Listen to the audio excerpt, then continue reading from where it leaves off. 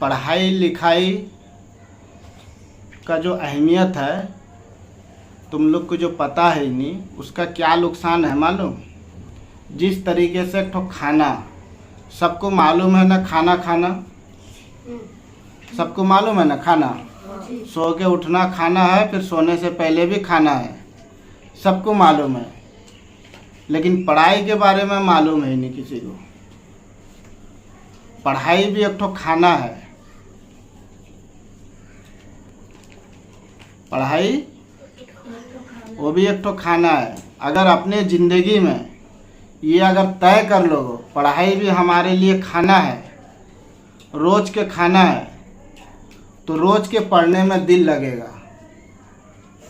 तो पढ़ाई को तुमने अहमियत दियो नहीं, पढ़ाई को एक तो खाने के तौर पे समझियो नहीं। तो पढ़ियो पढ़ियो, नहीं पढ़ियो नहीं।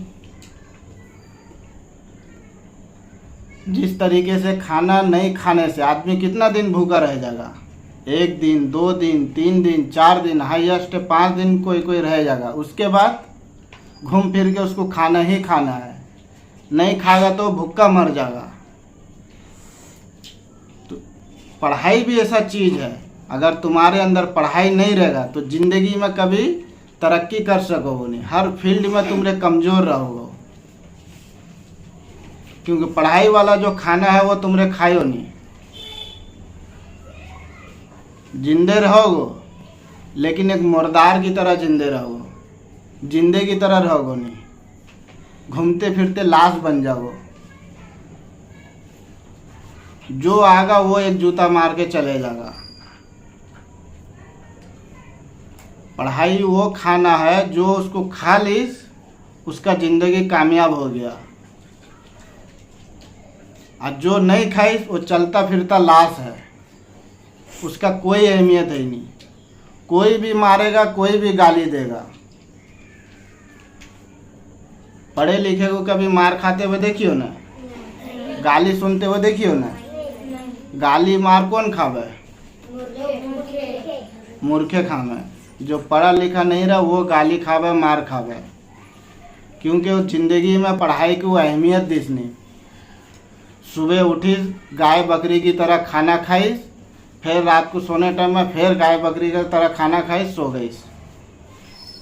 पढ़ाई को कभी खाना समझियो नहीं। जिस दिन तुम्हारे दिमाग में बैठा लोगे कि पढ़ाई भी हमारे लिए खाना है और रोज़ के खाना है, जिस तरीके से भूखे रहने से आदमी कमज़ोर हो जावे, उसी तरीके से जितना दिन छुट्टी करोगे उतने दिन कमज़ोर हो जाओगे। अगर ये दिमाग में बैठा लोगे, न पढ़ाई कम करोगे न कभी छुट्टी करोगे। अगर दिमाग में मजबूती से बैठ जाएगा, पढ़ाई में भी दिल लगेगा और छुट्टी भी करोगे नहीं। समझ में आया कि नहीं आया? पढ़ाई को समझो। पढ़े लिखे इंसान के चेहरे में खूबसूरती रहता है। क्यों खूबसूरती रहता है? क्योंकि उसका पेट भर के वो खाई है।